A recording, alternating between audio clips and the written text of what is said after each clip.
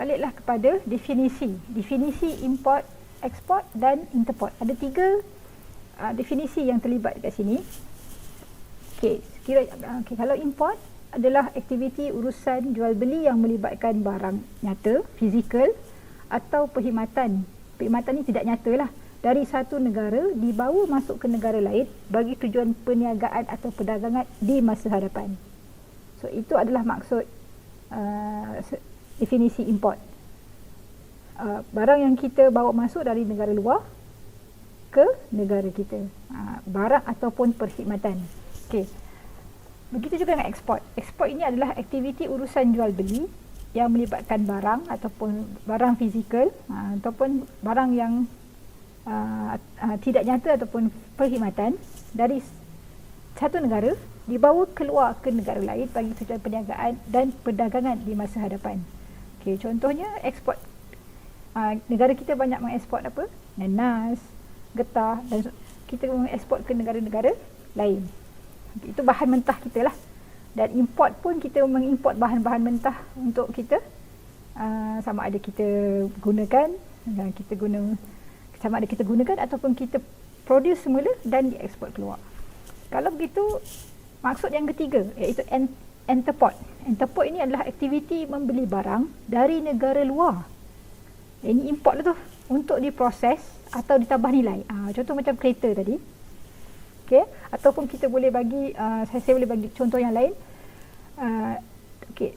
Dari negara lain dia datang dengan satu package yang raw. Datang ke Malaysia, kita buat pembungkusan ataupun pelabelan. Ataupun kita tambah satu item saja. Contohlah, okay, kunci ni. Okay. Dia datang dengan package 2 kunci ni. Jadi di Malaysia, kita ni buat yang gelung ni. Jadi di Malaysia ni kita buat gelung ni dan kita pasang. Kemudian bila dah kita buat ni, kita akan eksport semula ke negara yang untuk ke negara lain untuk dia untuk dieksport lah. Maksudnya itu kita tambah nilai kepada set kunci ni. Okey, sama ada dia pergi ke ekspor ke negara luar, sama ada dia untuk dia package semula ataupun dia label semula, ataupun bila hantar ke negara kita, kita akan buat pembungkusan ataupun pelabelan dan kemudian kita ekspor. Itu pun adalah salah satu yang boleh mendefinisikan tentang entrepot. Okey.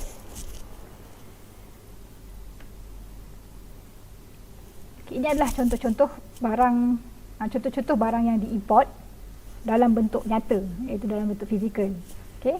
Selalunya negara kita memang mengimport buah-buahan. Contoh di negara kita selalunya import anggur, tomato dan beberapa buah-buahan serta sayur-sayuran yang lain lah daripada negara luar. Kemudian beras, itu beras daripada negara Thai. Okey. Kereta Ferrari. Ini yang saya terangkan tadi, complete build up, dan beberapa barangan ataupun tekstil fashion yang brand daripada overseas lah, daripada luar negara. Contoh yang ada dekat Malaysia ni adalah Marks and Spencer, Nike, Puma, Adidas dan so on lah. Itu itu memang awak dah well versed lah tentang tu ya. Jadi itulah itu adalah antara barang-barang yang diimport dari luar negara ke negara kita untuk dijadikan perniagaan ataupun perdagangan. Okey. Kemudian dari sudut import perkhidmatan, okey. Import perkhidmatan in terms of IT, okey, ataupun in terms of yang sekarang ni lah, sekarang IR 4.0 and so on. Okey. Untuk pengetahuan awak, yang tertera kat sini contoh Netflix, okay, Apple Music, Adobe, Office 365, Dropbox, Google Play. Ini semua adalah import daripada negara luar. Okay.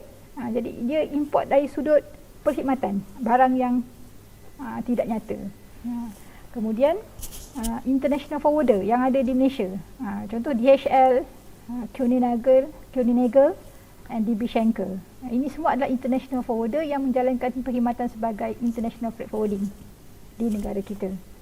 Selain daripada itu, daripada institusi perbankan juga, kita ada HSBC, kita ada Quick Finance House, Alliance Bank dan bermacam lagi. So, ini semua adalah pengimport yang datang ke negara Malaysia untuk memberikan perkhidmatan mereka secara tidak langsung. Okey. Ini yang barang-barang yang kita ekspor, hasil bahan mentah di negara kita lah. Ada yang bahan mentah, ada yang barang yang dah diproduce di negara kita lah, jadi finished good, jadi barang siap. Okey. Contoh kalau macam barang mentah ni, kita tengok sini ada nanas, ada kelapa sawit, minyak kelapa sawit, petroleum, gas asli, dan yang awak dah pergilah, hasil keluaran daripada negeri Kelantan ni sendiri, iaitu daripada syarikat Akif Cafe yang awak dah pergi buat lawatan akademik tu, White Coffee Musangking tu, dan yang ini budu yang ini budu daripada Cap Ketereh. So ini adalah perkara-perkara, barang-barang yang patutnya dibanggakan oleh negara Malaysia, kerana ekspor ni memberi pendapatan kepada negara Malaysia. Okey. Dan untuk perkhidmatan pula, yang diekspor ke negara luar daripada negara Malaysia. Okey, contohnya perkhidmatan dari sudut pengangkutan adalah MAS, okey, AirAsia, kemudian dari sudut in terms of Petronas juga, mereka ada joint venture dengan syarikat Saudi Arabia dan berpangkalan di Saudi, negara Saudi, untuk membina pelantar minyak di sana. Dan Maybank juga berada di negara Singapura, menara Maybank yang besar ni. So ini semua adalah perkhidmatan ataupun perkhidmatan yang secara perkhidmatan yang diekspor ke luar negara daripada negara Malaysia. Ini juga adalah satu perkara yang membanggakan dan memberi pendapatan kepada negara Malaysia. Okey. Dari sudut interport, okey, contoh interport, saya utarakan tentang yang tadi, awal-awal tadi saya utarakan tentang bagaimana kereta dihasilkan. Jadi ini saya forward juga bagaimana sebuah kapal terbang itu dibina. Okey. Itu untuk yang kita well versed ataupun kita tahu secara umum, dua brand kereta kapal terbang lah yang diguna pakai oleh negara Malaysia adalah Boeing dan Airbus. Okey. So yang ini saya utarakan bagaimana sebuah kapal terbang itu dihasilkan, semacam mana yang kereta tadi. So komponen-komponen ini dipecah-pecahkan mengikut kepakaran negara-negara yang terlibat. Okey. Jadi untuk menghasilkan sebuah kapal terbang, kalau untuk sebuah kapal terbang Boeing, okey, dia akan dipasang dan dibrandkan dengan brand Boeing di Everett, Washington, US. So Boeing ni dibuat di negara US. So cuba awak perhatikanlah berapa banyak negara yang terlibat untuk menghasilkan komponen-komponen yang perlu dicantum untuk menghasilkan sebuah kapal terbang. So tidak mustahil ataupun tidak macam kita bukan tidak mustahil, tidak hairanlah kalau harga sebuah kapal terbang tu berbilion ataupun berjuta. Sebabnya bila ada import dan ekspor ni, itulah dia kos-kos yang terlibat lah untuk penghantaran import. Kemudian dia buat dia punya kepakaran di mesin, engineering dia semua. Okey. Dan lepas tu dia ekspor pula ke US dan US pula cantum, dan kemudian US ekspor pula ke negara Malaysia. So negara Malaysia import Boeing ni untuk diguna pakai dan jenama Mars ataupun AirAsia. So benda tu harga sebuah kapal terbang ni pun dah berbilion dolar lah. Begitu juga dengan sebuah kereta. Sebab tu negara Malaysia ada keluaran kereta itu sendiri iaitu Proton dan Pro 2. Itu salah, memang patut dibanggakan lah oleh rakyat Malaysia. Dan awak sebagai pelajar perlu mengambil tahu, dan bila awak dah tahu ni, cari peluang. Cari peluang pekerjaan yang terlibat dengan pengeluaran negara Malaysia ni. So dekat sini pun samalah. Kita contoh ada satu produk Proton. Kereta sama ada Wira ataupun X70 apa. Jadi enjin dia katanya daripada Jepun. So enjin tu pun kalau kita tengok dekat sini tadi tu,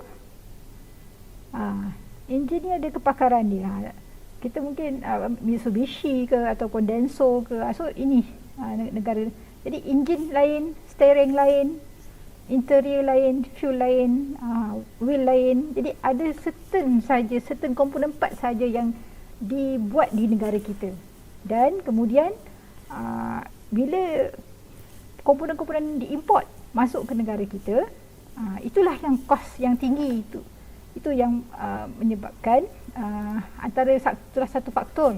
Harga sebuah kereta Proton itu melangkaui 10,000 lah. Harga 10,000, maksudnya ada yang 50,000, ada yang 70,000, ada yang 100,000. So itu semua cover kos-kos daripada import dan ekspor. Belum masuk lagi untuk pemasangan. So ini adalah kilang pembuatan kereta Proton di Tanjung Malim, negeri Perak, Darul Rizwan. Ini adalah kawasannya di mana menempatkan memang industri pembuatan kereta, jenama Proton. Alright. So rebutlah peluang. Dah didedahkan dengan beberapa maklumat ataupun fakta mengenai ini. Cubalah mencari peluang untuk pekerjaan-pekerjaan yang sesuai untuk awak di dalam bidang logistik ni.